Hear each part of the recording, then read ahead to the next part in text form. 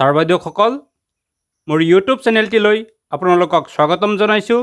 Assam TET সমাজ বিজ্ঞানৰ চিলেবাছৰ অন্তৰ্গত এটি বিষয় হ'ল প্ৰি হিষ্টৰী অফ আসাম, অৰ্থাৎ প্ৰাগ ঐতিহাসিক অসম। আজিৰ এই ভিডিঅ'টিত এই বিষয়টিৰ অন্তৰ্গত কিছু প্ৰশ্ন উত্তৰ আলোচনা কৰিম। ভিডিঅ'টি ভাল লাগিলে লাইক, শ্বেয়াৰ এণ্ড কমেণ্ট কৰিব। বলক এতিয়া পলম নকৰি ভিডিঅ'টি আৰম্ভ কৰোঁ। অসমৰ পুৰণি নাম কি? প্ৰাগজ্যোতিষপুৰ আৰু কামৰূপ। ৰামায়ণ, মহাভাৰত, পুৰাণ আদি ধৰ্মগ্ৰন্থ মতে এই ৰাজ্যখন কি নামেৰে জনাজাত আছিল? কামৰূপ। প্ৰাগজ্যোতিষপুৰ ৰাজ্যৰ প্ৰথম শাসনকৰ্তা কোন আছিল? মহিৰংগ দানৱ। কালিকা পুৰাণ কেতিয়া ৰচনা কৰা হৈছিল? খ্ৰীষ্টীয় 10ম শতিকাত। প্ৰাগ ঐতিহাসিক যুগত অসমৰ নাম কি আছিল? প্ৰাগজ্যোতিষ ৰাজ্য বা প্ৰাগজ্যোতিষপুৰ। প্ৰাচীন লিপি আৰু সাহিত্যসমূহত প্ৰাগজ্যোতিষ ৰাজ্যৰ ভৌগোলিক অঞ্চলখিনিক বুজাবলৈ কি শব্দৰ ব্যৱহাৰ কৰা হৈছিল? লৌহিত্য, লুইত অৰ্থাৎ ব্ৰহ্মপুত্ৰ। চীনা পৰিব্ৰাজক হিউৱেনচাঙে কামৰূপৰ চাৰিসীমা কিমান বুলি কৈছিল? 1667 মাইল। হৰগৌৰী সংবাদ গ্ৰন্থত কামৰূপৰ কেইটা ভাগৰ কথা উল্লেখ আছে আৰু ভাগকেইটা কি কি? 4টা ভাগৰ কথা উল্লেখ আছে: ৰত্নপীঠ, কামপীঠ, স্বৰ্ণপীঠ আৰু সৌমৰপীঠ। মংগোলীয় গোষ্ঠীৰ লোকসকল কি নামেৰে জনাজাত আছিল? কিৰাত। প্ৰাচীন কামৰূপৰ জনজাতীয় পৰিয়ালসমূহৰ এটি প্ৰধান বৈশিষ্ট্য উল্লেখ কৰা। পৰিয়ালবোৰত মাতৃপ্ৰধান ব্যৱস্থা প্ৰচলন আছিল। প্ৰাচীন কামৰূপত মানুহৰ প্ৰধান জীৱিকা কি আছিল? কৃষি। প্ৰাচীন কামৰূপত মানুহৰ প্ৰধান খাদ্য কি আছিল? ভাত। প্ৰাচীন কামৰূপত কোনটো জনগোষ্ঠীয়ে ধান খেতি আৰম্ভ কৰিছিল? অষ্ট্ৰিক গোষ্ঠীয়ে। প্ৰাচীন কামৰূপৰ কোন ঠাইত ৰূপৰ উৎপাদন হৈছিল? গোৱালপাৰা জিলাৰ ঘোল্লাত। মহিৰংগ দানৱ কোন বংশৰ লোক আছিল? দানৱ বংশ। মহিৰংগ দানৱ কোন জাতিৰ লোক আছিল? কিৰাত জাতিৰ। নৰকাসুৰে প্ৰতিষ্ঠা কৰা বংশটোৰ নাম কি আছিল? ভৌম বংশ। নৰকাসুৰে কাক বিয়া কৰাইছিল? বিদৰ্ভ ৰাজৰ কন্যা মায়াক বিয়া কৰাইছিল। নৰকাসুৰৰ পুত্ৰৰ নাম কি আছিল? ভগদত্ত।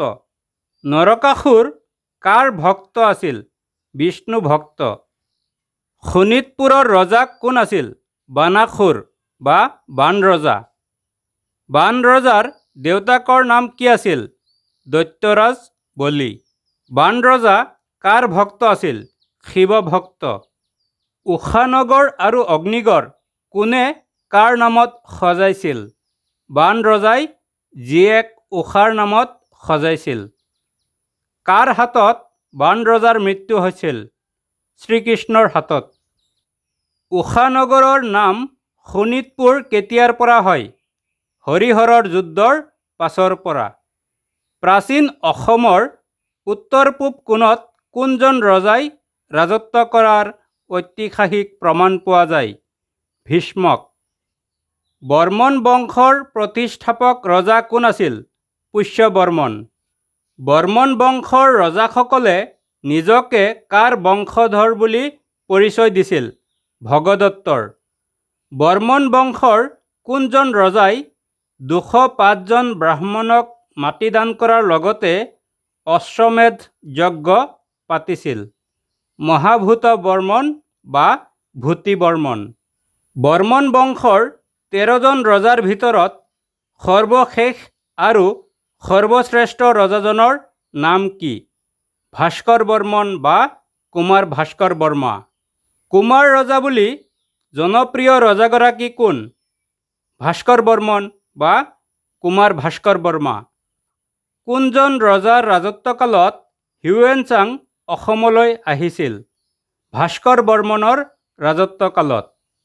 হিউৱেনচাঙে কোনখন গ্ৰন্থত কামৰূপৰ বিষয়ে বৰ্ণনা কৰিছে? চিইউকি গ্ৰন্থত। শালস্তম্ভ বংশৰ প্ৰতিষ্ঠাতা কোন? অৱন্তী কুমাৰ। শালস্তম্ভ বংশ কিমান চনত প্ৰতিষ্ঠা কৰে? 650 খ্ৰীষ্টাব্দত। শালস্তম্ভ মানে কি? শালস্তম্ভ মানে হ'ল শালখুঁটা বা শালখুঁটাৰ দৰে শক্তিশালী। শালস্তম্ভ ৰজাসকলৰ ৰাজধানীৰ নাম কি আছিল? হাৰুপেশ্বৰ। শালস্তম্ভ বংশৰ সৰ্বশ্ৰেষ্ঠ ৰজাজনৰ নাম কি আছিল? শ্ৰী হৰ্ষ বা শ্ৰী হৰ্ষদেৱ বা শ্ৰী হৰ্ষ বৰ্মা। পাল বংশৰ প্ৰতিষ্ঠাতা কোন আছিল? ব্ৰহ্মপাল। পাল বংশৰ শ্ৰেষ্ঠ ৰজা কোন আছিল? ৰত্নপাল। পাল বংশৰ শেষ ৰজাজন কোন আছিল? জয়পাল। পাল বংশৰ কোনজন ৰজাই কামৰূপ ৰাজ্যৰ ৰাজধানী হাৰুপেশ্বৰৰ পৰা দুৰ্জয় নগৰলৈ তুলি অনাইছিল? ৰত্নপালে। কেতিয়াৰ পৰা কামৰূপৰ নাম কমতা বা কামৰূপ কমতা নামেৰে জনাজাত হয়? 1260 খ্ৰীষ্টাব্দৰ পৰা। খেন বা খান বংশ কোনে প্ৰতিষ্ঠা কৰিছিল? নীলধ্বজ খান। কমতা ৰাজ্যৰ শেষ ৰজাজন কোন আছিল? খেন বংশৰ ৰজা নীলাম্বৰ। কামৰূপ নামটো কেতিয়াৰ পৰা প্ৰচলিত হয়? 4ৰ্থ শতিকাৰ পৰা। প্ৰাচীন অসমৰ কোনটো জনগোষ্ঠীয়ে লো উৎপাদন পদ্ধতি জানিছিল? খাচী। কামৰূপৰ জীয়ৰী অমৃতপ্ৰভাৰ বিয়া কি প্ৰথাৰে হৈছিল? সমম্বৰ প্ৰথাৰে। অমৃতপ্ৰভাক কোনখন ৰাজ্যৰ ৰজালৈ বিয়া দিয়া হৈছিল? কাশ্মীৰ। ৰাজতৰংগিনী কি? কলহানৰ কাশ্মীৰৰ বুৰঞ্জী। প্ৰবাদ মতে গুৱাহাটীৰ দীঘলী পুখুৰীটো কোনজন ৰজাই খন্দাইছিল? ভগদত্ত। প্ৰাগজ্যোতিষপুৰত হিন্দু ৰাজ্য স্থাপন কৰা ৰজাগৰাকী কোন আছিল? নৰকাসুৰ। ৰুক্মিণীক কোনে হৰণ কৰিছিল? শ্ৰীকৃষ্ণই।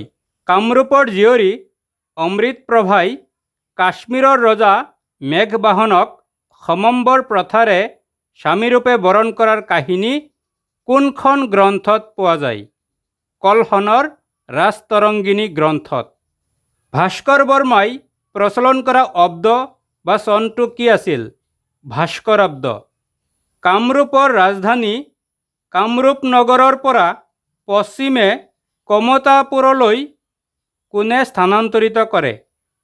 কামৰূপ ৰজা সন্ধ্যাই 1260 খ্ৰীষ্টাব্দত। কামৰূপ নামটো ক'ৰ পৰা উদ্ভৱ হৈছে? কামদেৱে পুনৰ ৰূপ বা আকাৰ লাভ কৰিছিল বাবে। ভিডিঅ'টি চোৱাৰ বাবে ধন্যবাদ।